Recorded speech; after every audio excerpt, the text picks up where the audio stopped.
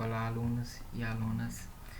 Na nossa disciplina sobre educação quilombola e indígena, nossa primeira aula, nós vamos analisar o texto de Lourdes de Fátima Bezerra Caril, que é Os Desafios da Educação Quilombola no Brasil, o território como contexto e texto. E, primeiramente, vou apresentar a autora do texto, que é a professora Lourdes de Fátima Bezerra Caril. Ela possui graduação em Geografia pela Universidade de São Paulo, em 88. Ela tem mestrado em História Social pela Universidade de São Paulo, 1995, e doutorado em Geografia Humana, pela Universidade de São Paulo, em 2003. E estágio em pós-doutorado na Faculdade de Educação da USP, Fundamentos da Educação. Atualmente é professora titular da Universidade Federal de São Paulo, campus Sorocaba, tem experiência na área de educação, atuando principalmente nos seguintes temas: comunidades, quilombolas, territorialidade, segregação espacial, social e racial, urbana, educação e cultura. O resumo do texto diz o seguinte: o reconhecimento legal dos quilombos no Brasil representa um marco histórico na visibilidade das diferenças étnicas e culturais da sociedade. O mito da democracia racial escondeu as dores da escravidão, causando lesões das identidades afrodescendentes. Analisando a luta pelo reconhecimento, percebe que há necessidade de ampliação dos direitos, como é o da educação quilombola. Os desafios são grandes, sendo necessário modificar a cultura escolar que inclui a diversidade. Na representação quilombola, não é o passado que retorna, é o presente que faz aflorar a história e a ancestralidade dentro das experiências que levam à organização social. Propostas educacionais que partam da etnicidade e da cultura podem abarcar o contexto e o texto territorial. Os quilombolas trazem o território que fala por meio da história oral, possibilitando uma escuta de significados. Então, ao longo do texto, né, a autora ela vai tentar aqui problematizar, tá, as questões que envolvem esses remanescentes de quilombo, desde a sua historicidade, da sua formação histórica, né, das suas lutas de resistências pelas titulações desses territórios, e acerca do envolvimento da diversidade afrodescendente e maneiras de pautar uma educação a partir da cultura escolar de remanescentes de quilombo, né, a partir de um currículo, né, mais diverso, mais múltiplo, e que coloque em pauta esses diferentes significados, diferentes representações em torno da história, das tradições, né, das comunidades quilombolas. O primeiro momento do texto, né, a primeira parte do texto, a autora ela apresenta desde o início, né, ela vem falando sobre esse debate, né, desde o início do século XX, sobre esse debate acerca da regularização de territórios quilombolas, né, que surge no cenário rural brasileiro dentro do contexto da modernização, empreendido principalmente a partir dos governos militares. Então, aí ela vai primeiro mostrar, né, essa lógica desenvolvimentista, né, que vai surgir no nosso país, mostrando o território como uma lógica aí de modernização, em que a Amazônia seria o território impactado, né, e com os seus povos tradicionais, e nesse processo também se revela a forma de acesso às terras, né, cujas especificidades se assentam em ancestralidades, memórias, territorialidades e forma de uso comum oriundos da escravidão com as terras quilombolas, né. Um marco necessário para tentar resistir a esses conflitos, né, em torno dessa ideologia desenvolvimentista é a Constituição de 1988, pelo reconhecimento à titulação das comunidades. Então ela vai citar, vai aparecer uma seguinte citação nesse texto, né, que diz o seguinte: compreenderam-se as discussões sobre quem são e como podem ser entendidos e identificados os remanescentes de quilombos, porque até então, historicamente, se pensou na lógica de quilombo somente no período colonial, e durante muito tempo ficou invisibilidade e silenciamento nessas discussões em torno dessas comunidades que têm tradições e reminiscências, né, em torno da essência da identidade quilombola. E só a partir do século XX é que há novamente essa discussão, e uma discussão mais voltada à sua cidadania, ao seu reconhecimento e titulação dessas comunidades. Já no campo da cultura e da identidade, como no presente, as pessoas se veem como elas se identificam, e de que aquele entendimento entendimento dificulta a análise ao pressupor o quilombo como reminiscência do passado. Então é justamente isso, né? Enquanto durante muito tempo se formou-se essa ideia de falar em quilombo somente no passado e não se pensou no presente, nas comunidades rurais, nas comunidades que têm toda essa ancestralidade viva, né, e presente na memória, nas tradições, né? Então, se a Constituição Federal ela traz esse reconhecimento da titulação das comunidades, há também a questão da cultura e da própria identidade e da forma que essas pessoas que convivem, que estão nessas comunidades, se autodeclaram, né? E aí entra, do ponto de vista, né, a questão da questão do aceitamento, né, do não aceitamento e também da lógica individualista, da lógica capitalista que tenta de alguma forma infligir ou que tenta de alguma forma interferir nesse relacionamento entre o que é terra quilombola e o que não é terra de remanescente de quilombo, né? Então, vai ser feito um decreto chamado Decreto 4.887 de 2003, que ele traz, né, essa autodeterminação, e é a partir dessa autodeterminação que as comunidades vão poder mesmo ter mecanismo, né, mais democrático de reconhecimento dessa sua identidade, né, e vão se deparar a partir desse momento também com a questão dos obstáculos, com essas reações conservadoras, né, de agentes econômicos e políticos em torno, né, do acesso democrático à terra e também a falta do consenso de grupos. Então, é um ambiente de tensão, né, em torno dessas questões ligadas à cultura e à identidade quilombola, né, porque uma grande parcela vai se autodeclarar, mas dentro desses grupos também tem grupos que não se reconhecem como um tal. Então, mostra evidentemente aí que as culturas não são fixas, né, mas as culturas estão em pleno movimento, né, de acordo com o Stuart Hall, né, e outros autores aí que trabalham essa questão da etnicidade, da questão cultural mesmo, do conceito de identidade, tá? E mais adiante, né, o acesso à terra versus a educação quilombola, né? Mais adiante a autora diz que a educação brasileira historicamente alijou grande parcela da sociedade e o ensino público, né, gratuito e de qualidade. Realmente, de fato, isso ocorre, né? Verificando-se ainda que os afrodescendentes compõem até os dias atuais o maior número de estudantes que se evade da escolarização completa, né? Porque se durante muito tempo o Estado brasileiro não pensou nessas comunidades, né? Não criou condições para o respeito à cidadania, à cultura, às tradições dessas comunidades, de fato, esses afrodescendentes que vão compor a nossa sociedade, esses afrodescendentes que vão também circular dentro das escolas, eles não se reconhece diante dos currículos que são repassados. Então, o objetivo aqui do texto, do artigo da professora de Fátima Bezerra, Lourdes de Fátima Bezerra, é justamente aqui tentar analisar o significado e as formas que a educação pode assumir no contexto da singularidade territorial quilombola. Então, a escola brasileira, ela permitiria a realização de potências, então ela faz até um questionamento. A escola brasileira permitiria a realização de potências transformadoras na escola brasileira e o reconhecimento da multiculturalidade no ensino no seu interior. A educação e o acesso à escolarização são direitos assentados entre os afro-brasileiros desde a escravidão e tornando-se ponto central para alcançar a emancipação. E neste sentido, a questão suscita a pensar processos educacionais que construam ações de reconhecimento dos sujeitos que protagonizam a vida nos territórios quilombolas, buscando pedagogias significativas que articulem, como diz Moniz Bandeira, o enraizamento, a revelação do que somos e de como somos e não como deveríamos ser no horizonte da educação para a libertação. Então, a autora ela vai mostrar essas lutas, essas transformações de resistência em torno dessa questão do reconhecimento multicultural, né, no seu interior, acerca de pensar uma escola brasileira através dessa diversidade e do protagonismo dos povos, né, de culturas de remanescentes quilombolas. Tá? E então ela apresenta que as lutas da contemporaneidade exigem aí reparação e reconhecimento social e jurídico de garantir a inserção social dos grupos e indivíduos privados de direito, né? Direito à terra, direito à saúde, direito à educação, e foram grupos que foram privados.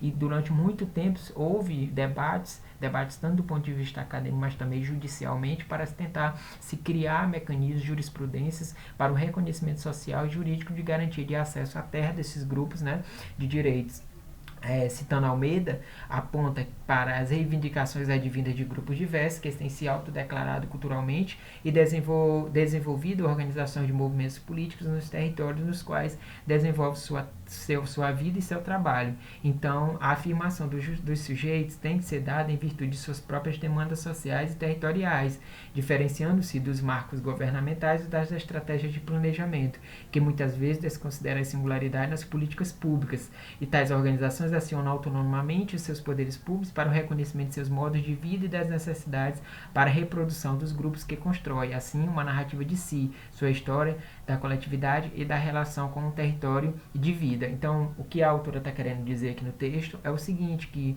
durante muito tempo esses movimentos de tradições de remanescentes quilombolas, eles precisaram se organizar autonomamente, né, para lutar pelo acesso à terra, pela sua titulação, pela educação, pelos direitos da cidadania no nosso país. Porque os sindicatos, eles perderam força, né, durante muito tempo nessa luta, né? Então, a partir dessas organizações que vão se colocar, vão ser protagonistas desde a Constituição de 88, é que vai dar voz, né, diante dessas comunidades, né, em torno da questão da busca das políticas públicas, porque até então as estratégias, os planejamentos governamentais muitas vezes não vão ao encontro dos anseios, dos interesses das comunidades, colocando aí em pauta os limites do respeito à sua cidadania, às suas tradições, né, e à sua ancestralidade em determinados territórios. Às vezes, muitos marcos governamentais, estratégias governamentais de titulação desrespeitam, né, essas terras, esses territórios de remanescentes. Então, conforme Moura, né, outro autor que ela cita no texto,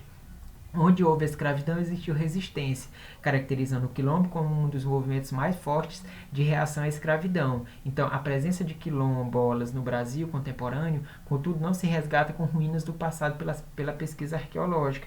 É um ponto muito importante que ela coloca em destaque aí no texto, porque é justamente retirar essa ideia de pensar o quilombola, pensar o quilombo como algo do passado, como algo ligado a algo que ficou no passado, ou então através de ruínas, né, num trabalho arqueológico, mas que é necessário um trabalho histórico, sociológico, antropológico e também político para o reconhecimento dessas identidades, dessas manifestações, desses espaços, dessas comunidades na sociedade contemporânea, nesse período que nós estamos vivendo, que é o presente. Então, esses processos, eles envolvem a discussão entre os que buscam atuar na escola, né, em movimentos sociais ou na universidade, para a construção de processos educacionais que visam a formação de sujeitos dentro de outros paradigmas. Então, há interesse por parte das lideranças quilombolas em projetos de escolarização de adultos em seus sítios de moradias, sobretudo quando estão próximos de instituições de ensino superior e escolares da educação básica. Então, para se pensar em uma educação do ponto de vista quilombola, né, uma educação voltada para a cultura étnica quilombola, é necessário pensar em um novo paradigma de educação, romper com essas estruturas curriculares, muitas vezes ainda etnocêntrica, europeia, romper com essas estruturas que silenciam também esses remanescentes, né, e colocar aí em pauta um modelo de ensino aonde se projete, né, esses sujeitos históricos com suas histórias de vida, né, com suas culturas, com suas tradições. Então, é necessário dar outros espaços, porque até então, no espaço escolar, há uma invisibilidade por conta muito dos currículos que colocam em silêncio essas trajetórias, esses sujeitos históricos, com suas memórias coletivas, memórias individuais, com suas culturas e representações de vida. Então, o reconhecimento do quilombo no Brasil, por mais de um século, né, considerou-se o quilombo como parte do período colonial, criando-se uma ideia de que essas lutas findavam após a abolição, e na verdade não é isso, né? Logo após a abolição, mesmo diante de uma sociedade extremamente excludente, né, mas esses negros, essas comunidades, elas vão continuar ainda resistentes, né, apesar de toda a sua invisibilidade. Com a Constituição de 88, né, vai ao encontro desse debate conceitual de remanescente de quilombo pelo reconhecimento.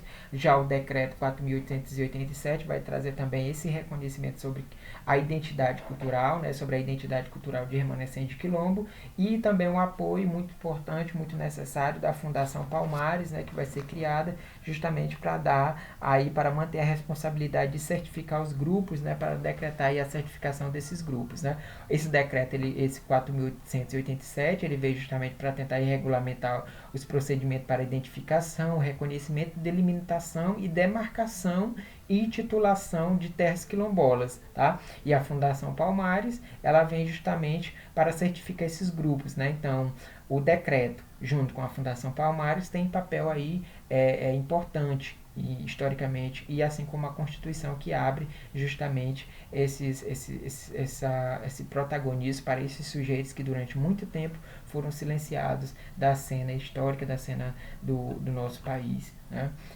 Falando sobre terra, etnia e território, né? A autora ela vai dizer que a concepção de diversidade cultural atribuída aos grupos sociais no mundo contemporâneo nem sempre se revela as especificidades da identificação que estes assumem, tá?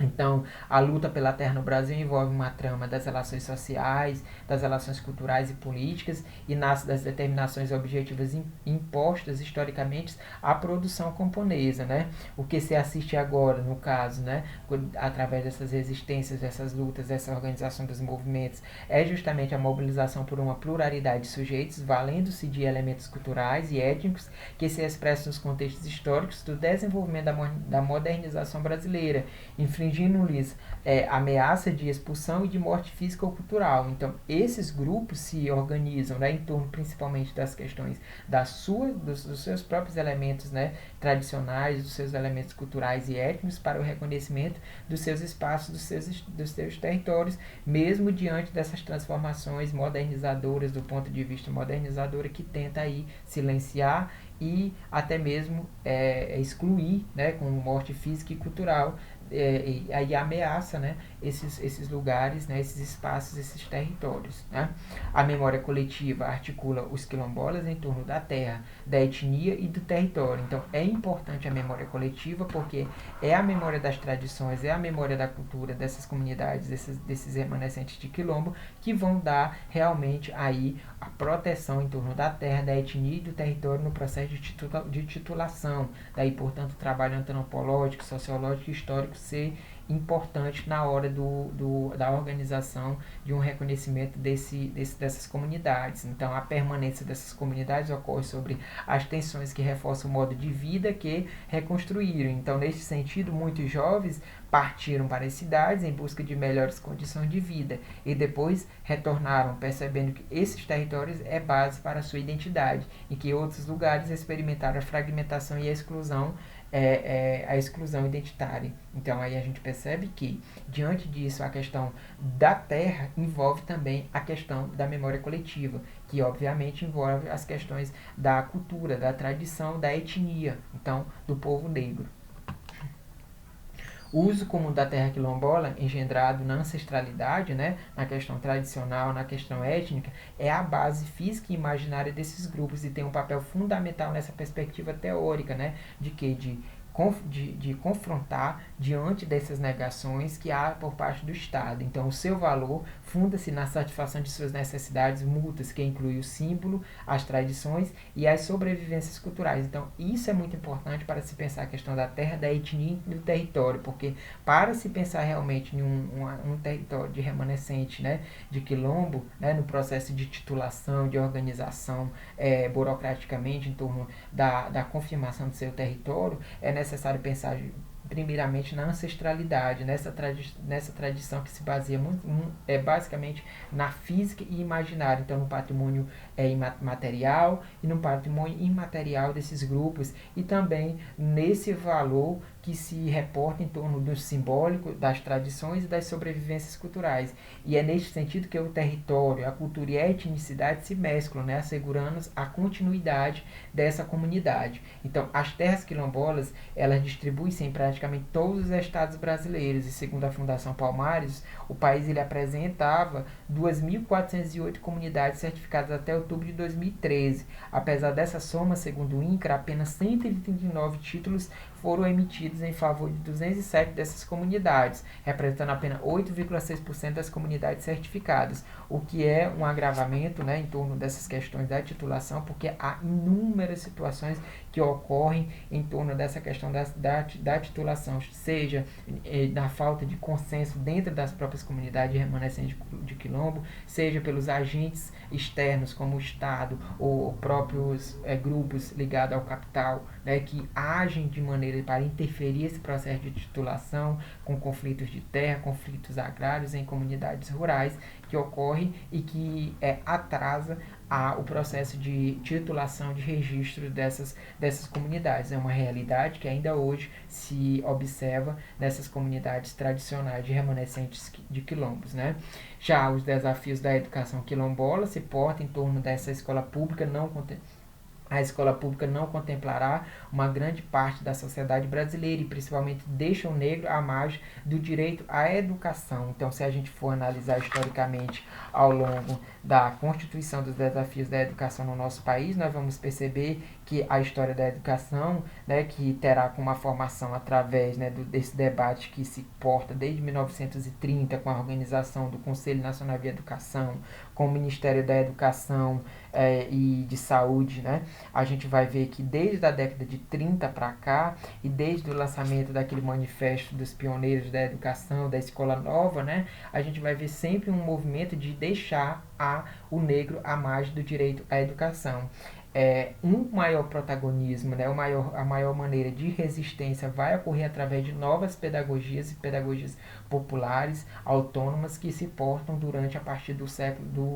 a partir de 1960, tá? Final já do século XX, né? A partir de 1960 que há as experiências de novas práticas pedagógicas, né, colocando aí o protagonismo na educação popular, tendo aí o Paulo Freire como um dos grandes pensadores, né, que se coloca em torno de pensar uma escola voltada para as questões populares. Então a escola não pode mais permanecer atuando perante seus alunos ideologicamente como se todos fossem iguais, né, reproduzindo um ideal abstrato dos sujeitos, ao mesmo tempo transmitindo uma neutralidade em seus conteúdos curriculares. Então essa é a grande dificuldade, porque pensar numa educação quilombola é necessário pensar também em quebrar essas representações que se colocam diante da educação, de homogeneização de um currículo, de singularização de um currículo, da onde esse currículo não tem espaço para a reflexão, para o debate em torno das tradições, das memórias, das culturas de determinados grupos que historicamente constituíram,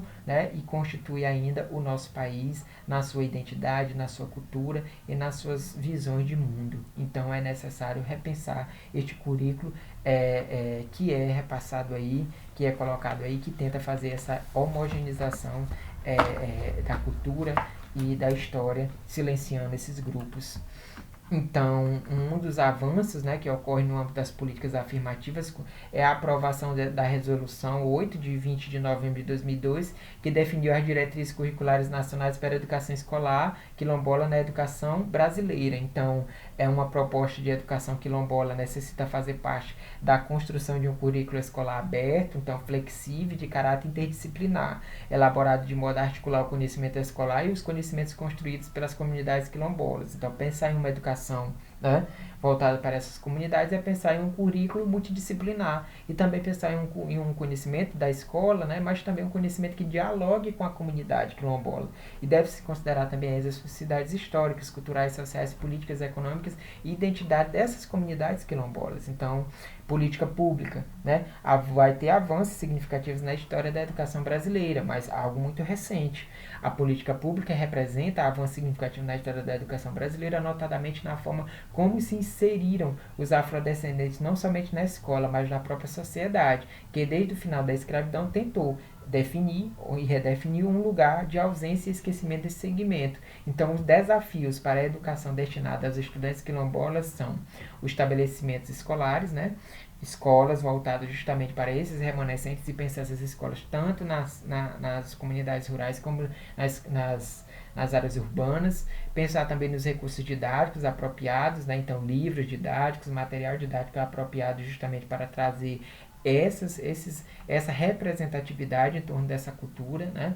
E a formação docente, né? Porque há inúmeras dificuldades em torno da formação de professores para atuar dessa educação escolar quilombola, né? Dessa educação básica em torno dessas comunidades. Das separações, ausências e presenças, podemos dizer que a formulação de uma proposta pedagógica para a educação quilombola certamente carece de pesquisas que envolvem aqueles saberes comunitários, né, e um intercâmbio de conhecimentos entre diversas áreas, da interdisciplinariedade, né, e torna-se necessária para a abertura de diálogos entre sociologia, história, geografia, antropologia e outras ciências que venham a contribuir com a elaboração de um currículo pertinente a essa realidade. Então, essa possibilidade, no atual momento, encontra limites nos diversos fatores dados pela própria cultura institucional e na organização das práticas pedagógicas nos cursos de formação de professores, né? Não há espaço, né? E quando há espaço é uma carga horária mínima, né? De formação justamente para esses docentes. E propõe-se pensar, então, a educação quilombola com base nos contextos do uso do território, da etnicidade e da memória presente nas narrativas dos sujeitos, no intuito de construir metodologias que proporcionem aprendizagens, tendo como ponto de partida aí elementos referentes às realidades locais dessas comunidades.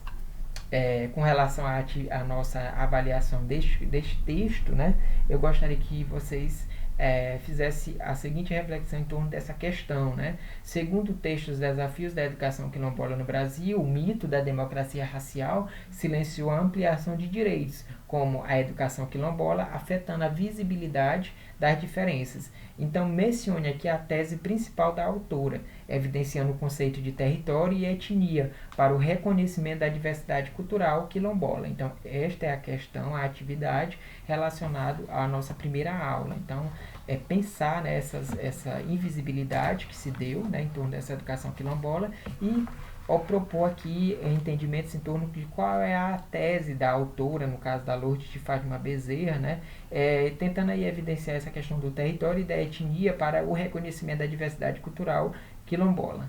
Então é isso, pessoal. Esta é apenas uma reflexão em torno dessas questões, né, que vocês podem aprofundar ainda mais com as leituras. E nós nos encontramos em um próximo encontro na nossa segunda aula desta disciplina. Até lá!